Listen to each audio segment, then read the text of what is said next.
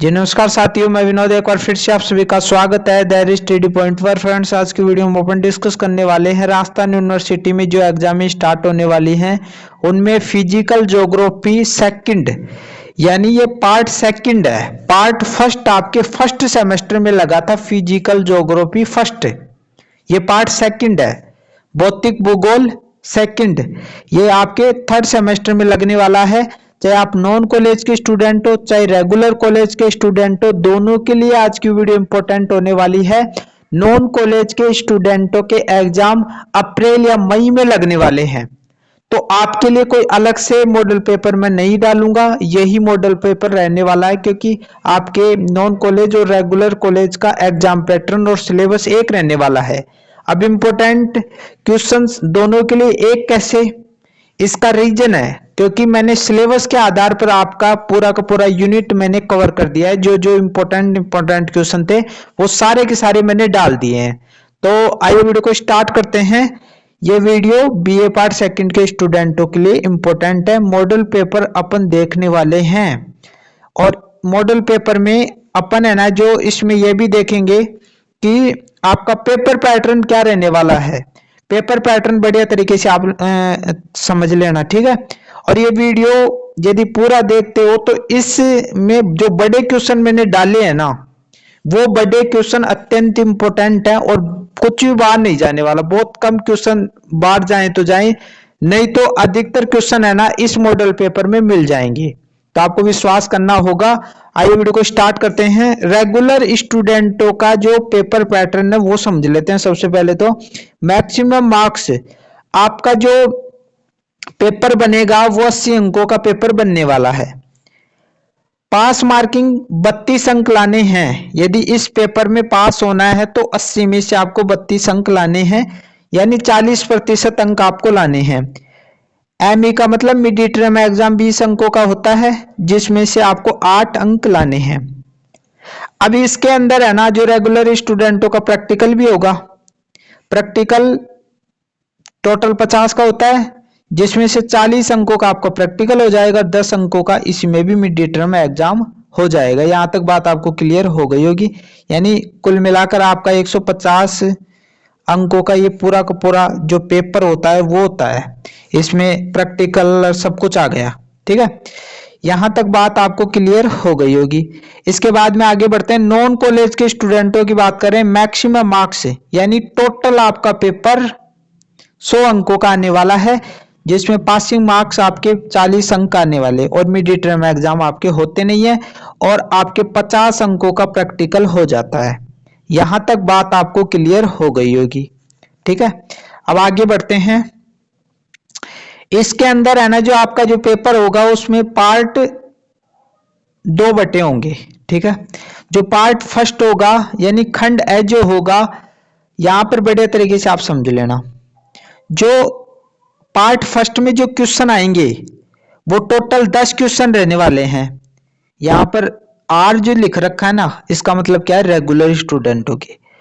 तो 10 क्वेश्चन आएंगे आपके, जिसमें से आप प्रत्येक क्वेश्चन 2 अंकों का होगा, तो 20 अंकों का जो मटेरियल है वो पार्ट फर्स्ट में आने वाला है आपके।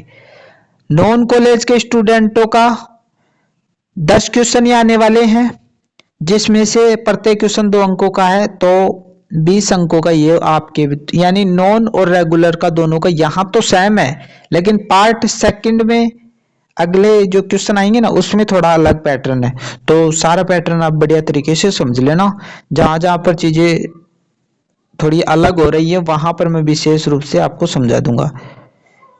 यहां पर आपके सामने पहला क्वेश्चन दिख रहा है।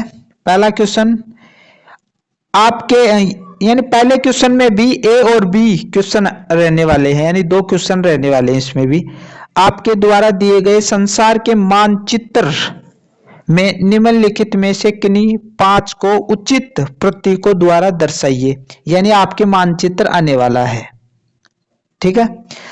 अब मानचित्र आपके पहले ये है ना, ये पहली बार जोड़ा गया है, ये फिजिकल ज्योग्राफी पार्ट सेकंड। पहले एक ही पेपर हुआ करता था जो फर्स्ट ईयर में लग जाता था, लेकिन इसका पार्ट 2 जोड़ दिया इसमें, ठीक है। अब इसमें है ना, जो मानचित्र आएगा विश्व का, और मानचित्र विश्व का तैयार करना है। यहां पर है ना, जो मैं प्रीवियस क्वेश्चन में जो आए हुए पॉइंट है वो सारे सारे लेकर आ गया। इसके अलावा भी आपको जहां पर भी पॉइंट मिले इसके अलावा वो भी आपको करने हैं, क्योंकि मानचित्र कहां से भी उठाकर दे सकता है वो। आपके 8 या 10 पॉइंट देगा, उसमें से आपको करने हैं। तो यहाँ पर आपको बढ़ना है ये, और इस पर मैंने वीडियो भी बना रखी है, तो मानचित्र की बना रखी है, तो उसको आप बढ़िया तरीके से भी देख लोगे। कांगो नदी, गोंड जनजाति, लिपारी द्वीप, सुपीरियर लेक यानी झील, अजो सागर, गिनी की खाड़ी, वोल्गा नदी, आटाकामा मरुस्थल, बेरिंग सागर, अंगुलहास दारा, कैस्पियन सागर, अमेजन नदी, सुपीरियर झील, ग्रेट बैरियर रीफ, शुंडागर्त, अरल सागर, सारगोसो सागर, मिसी सिपी नदी, नील नदी, हिंदू कुंज पर्वत, स्वेज नहर और टोंगा।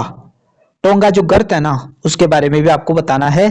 तो ये इंपॉर्टेंट लेकर आया हूं। बाकी कभी कभी यूनिवर्सिटी क्या करती है कि मानचित्र देती भी नहीं है, तो आपको तो तैयार करके जाना है। यदि वो नहीं देती है तो कोई दिक्कत नहीं है। कभी कभी ऐसा हो जाता है, पिछली बार है ना जो सेकंड ईयर में ऐसा हुआ था कि मानचित्र है ना, और आपके सिलेबस में बता नहीं रखा है कि मानचित्र, वो तो वैसे 10 क्वेश्चन देंगे ऐसा दे रखा है, और हर बार ऐसा ही करता है, लेकिन मानचित्र वो देता है। फिजिकल ज्योग्राफी में तो मानचित्र देता ही है, सिलेबस में बता नहीं रखा हर बार, यानी 5-6 सालों से ऐसा ही कर रखा है इन्होंने।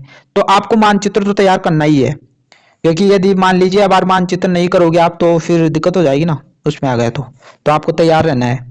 इसके बाद में इसी पहले क्वेश्चन में अपनी उत्तर पुस्तिका में निम्नलिखित में से किन्हीं 5 के लघु उत्तर दीजिए। इसमें कुछ लिखना पड़ेगा आपको, 20 शब्दों में या उससे अधिक शब्दों में आप लिख सकते हो।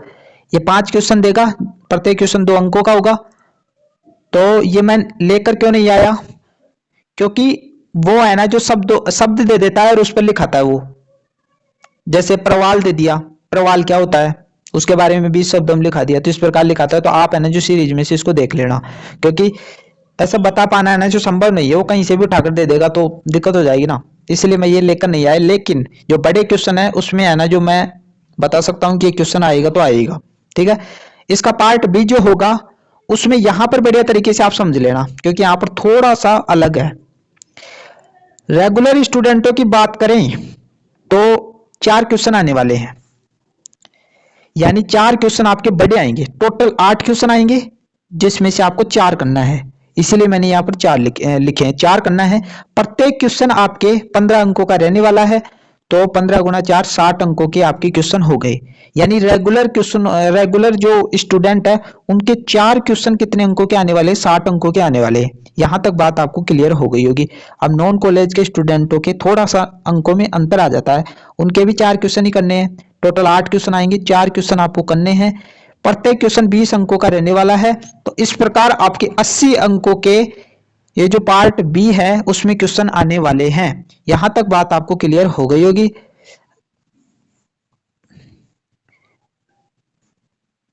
इसके बाद में इंपॉर्टेंट क्वेश्चन अपन देख लेते हैं अभी। जो क्वेश्चन नंबर 2 है, वायुमंडल से रिलेटेड क्वेश्चन आएगा। वायुमंडल की विभिन्न परतों की संरचना को सचित्र समझाइए। अब इसके अंदर जो परत है ना, जैसे सौभ मंडल, समताप मंडल, मध्य मंडल, बहिर्मंडल, इस प्रकार हमारे ऊपर यानी पृथ्वी के ऊपर जो वायुमंडल दे रखा है उसकी परतों के बारे में पूछा है। परतों का सबसे पहले तो आपको चित्र बनाना है, और उसके बाद में यदि वर्णन करोगे आप तो आपके बढ़िया अंक आने वाले हैं। या फिर इस प्रकार भी क्वेश्चन आ सकता है कि वायुमंडल का संगठन व इसकी संरचना का वर्णन कीजिए। संगठन में गैसें आ जाएंगी कि वायुमंडल में कौन कौन सी गैसें प्रमुख रूप से हैं, जैसे ऑक्सीजन हो गई, कार्बन डाइऑक्साइड हो गई, नाइट्रोजन हो गई, तो उसके बारे में थोड़ा बहुत आपको लिखना पड़ेगा। तो यहाँ पर आपके है ना जो 15 अंकों का ये क्वेश्चन है रेगुलर स्टूडेंटों का, और नॉन कॉलेज के स्टूडेंटों का 20 अंकों का क्वेश्चन रहने वाला है। यहाँ तक बात आपको क्लियर हो गई। इस यूनिट में यानी सेक्शन ए जो होगा, खंड ए जो होगा, उसमें 2 क्वेश्चन आएंगे जिसमें से आपको एक करना है। इसके बाद में समदाब रेखा को परिभाषित करें, यानी समदाब रेखा क्या होती है उसको परिभाषित करना है। वायुदाब पेटियों से रिलेटेड क्वेश्चन आता है, और आपकी यूनिट फर्स्ट जो सिलेबस में दे रखी है उसी के अनुसार मैंने ये क्वेश्चन लाए हैं। सिलेबस के बाहर चीजें मैंने नहीं लेकर आता हूं, ठीक है। वायुमंडल की पेटियों का वर्णन करें, तो यहाँ पर यह बढ़िया तरीके से आपको करना है। 15 अंकों का रेगुलर का और नॉन का 20 अंकों का रहने वाला है। 2 क्वेश्चन आएंगे, एक क्वेश्चन आपको करना है। अब एक क्वेश्चन मेरी तरफ से भी आपको तैयार करना है, ये 2 क्वेश्चन तो आपके एग्जाम की तरफ से करना है, और ये जो ये क्वेश्चन है ना, मेरी तरफ से कर लेना। सूर्य तप को परिभाषित करें। यह भी क्वेश्चन आपकी यूनिट में दे रखा है कि सूर्य तप क्या होता है। पृथ्वी व वायुमंडल के उष्मा बजट की विस्तार से व्याख्या प्रस्तुत करो।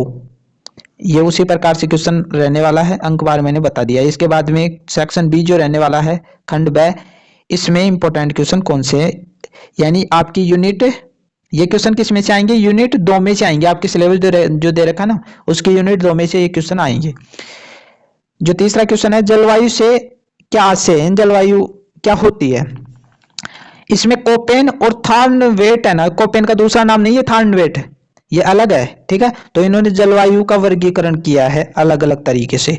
तो ये क्वेश्चन या तो वो पूछेगा कि कोपेन के अनुसार विश्व की जलवायु का प्रादेशिक वर्गीकरण किस प्रकार से है, या फिर इस प्रकार भी पूछ सकता है वो इसमें कि थार्नवेट के अनुसार विश्व की जलवायु का प्रादेशिक वर्गीकरण किस प्रकार से है।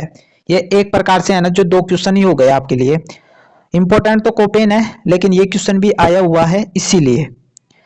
प्रादेशिक वर्गीकरण का मतलब यही है कि जैसे भारत है, उसके कौन कौन से प्रदेशों में कौन कौन सी जलवायु पाई जाती है, उसी प्रकार विश्व में कौन कौन से एरिया में कौन कौन सी जलवायु पाई जाती है, ये इन विद्वानों ने बताया है। 15 अंकों का रेगुलर का, 20 अंकों का नॉन कॉलेज के स्टूडेंटों का। इसके बाद में आगे बढ़ोगे, भारतीय मानसून प्रणाली। अब आपके सिलेबस में ऐसे कैसे दे रखा है भारतीय मानसून प्रणाली, तो भारतीय मानसून प्रणाली का विस्तार पूर्वक वर्णन कीजिए। तो भारतीय मानसून प्रणाली के अंतर्गत मानसून भारत में किस प्रकार आता है, दक्षिण पूर्वी मानसून, फिर लौटता हुआ मानसून क्या है, सब पर बात करनी होगी इसके अंदर, तो बड़े तरीके से आपको पढ़ना है। इसके बाद में ये क्वेश्चन मेरी तरफ से इसी यूनिट में है, चक्रवात का अर्थ बताते हुए इसके प्रकारों का वर्णन कीजिए। चक्रवात किसे कहते हैं, फिर इसके प्रकार बताएंगे। चक्रवात आप देखते हैं ना, उष्ण कटिबंधीय चक्रवात, शीतोष्ण कटिबंधीय चक्रवात, उपोष्ण कटिबंधीय चक्रवात। तो इस प्रकार चक्रवातों के कई प्रकार हैं। तो ये यूनिट 2 कवर कर लिया हमने। फिर सेक्शन सी जो होगा, उसमें यूनिट जो 3 दे रखी है आपकी सिलेबस की, उसके अंतर्गत ही क्वेश्चन बनाकर वो देगा। तो यहां पर चौथा क्वेश्चन है, अटलांटिक महासागर के नित्तल के उच्चावचों का सचित्र वर्णन करिए। अब ये नित्तल क्या होता है, जो महासागर है ना अटलांटिक महासागर, उसके अंदर का जो पैंदा होता है उसको नित्तल बोलते हैं, यानी उसका लास्ट भाग जो होता है ना, उसका धरातल, क्योंकि महासागरों के अंदर भी तो धरातल होता है ना। तो उसके जो उच्चावच का मतलब होता है कि वहां पर भी पर्वत होते हैं, वहां पर भी पठार होते हैं। जिस प्रकार आप अपन है ना, जो अपन जहां पर रह रहे हैं वो महाद्वीप है, तो वहां पर है ना जो भी पर्वत पठार, ये ऊपर भी तो है ना नदियों के, ये हमारे जो महाद्वीप जिस पर अपन रह रहे हैं ना, वो महाद्वीप का भाग ही है।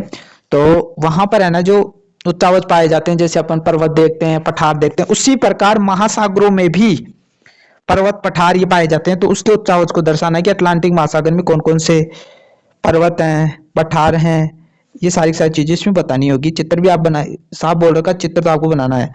15 बना भी सकते हो, नहीं बना सकते, लेकिन क्वेश्चन इस प्रकार आए कि सचित्र वर्णन करे, तो फिर आपको करना ही ऐसा। 20 अंकों का नॉन कॉलेज के स्टूडेंटों का रहने वाला है। इसके बाद में अथवा में महासागरों में ताप वह महासागरीय ताप के वितरण को प्रभावित करने वाले कारकों का वर्णन कीजिए। तो ये भी आपकी यूनिट में दे रखा है, ये क्वेश्चन मेरी तरफ से, ठीक है। विश्व के महासागरीय जल के तापमान के क्षैतिज तथा ऊर्ध्वाधर वितरण को नियंत्रित करने वाले कारकों का वर्णन कीजिए। यहां तक बात आपको क्लियर हो गई होगी। अब आगे चलते हैं, बस लास्ट यूनिट बची हुई है, इस लास्ट यूनिट को भी बड़े तरीके से अपन देख लेते हैं। ये जो आपकी चौथी यूनिट दे रखी है ना, उसमें से आएंगे क्वेश्चन। तो 4 यूनिट दे रखे, तो चारों क्वेश्चनों में चारों यूनिटों में से है ना जो क्वेश्चन आने वाले हैं। 5वां क्वेश्चन है, प्रवाल भित्ति से आप क्या समझते हैं। ये वेरी इंपॉर्टेंट क्वेश्चन है, बार बार आता रहता है और आपके सिलेबस में भी दे रखा है। समुद्रों के अंदर प्रवाल तो एक जीव पाया जाता है, भित्ति क्या होती है, इसकी निवास स्थान होता है। और ये है ना जो धीरे धीरे इनको नुकसान पहुंच रहा है, ये प्रवाल है ना मर रहे हैं। क्यों मर रहे हैं, प्रदूषण के कारण। प्रवाल भित्ति के विकास के कारकों को समझाते हुए इसके प्रकारों पर प्रकाश डालिए। जवार बाटे से क्वेश्चन आता है, जवार बाटा की परिभाषा एवं उत्पत्ति को समझाते हुए इनकी तीव्रता को प्रभावित करने वाले कारकों को समझाइए। इंपॉर्टेंट है। और एक क्वेश्चन मेरी तरफ से, महासागरीय निक्षेपों के विभिन्न प्रकारों का वर्णन कीजिए। अब ये अलग से मैं दे रहा हूं ना, आपके जो सेक्शन में बता रहा हूं ना, उसमें तो दो क्वेश्चन ही आएंगे, ये तो मैंने अलग से बताया है, ठीक है। और ये भी आपको तैयार करना है। मिलते हैं एक नई वीडियो के साथ। आशा करता हूँ आज की वीडियो अत्यंत ही अच्छी लगी होगी आपको। चैनल पर नए हो तो चैनल को आप है ना जो सब्सक्राइब कर सकते हो, आप सपोर्ट कर सकते हो, क्योंकि आपके लिए कोई मेहनत कर रहा है, आपके लिए कोई वीडियो बना रहा है, तो आपका भी नैतिक कर्तव्य बनता है कि आप चैनल को सब्सक्राइब करके गुरु दक्षिणा दे सकते हो। मिलते हैं एक नई वीडियो के साथ, तब तक के लिए थैंक यू।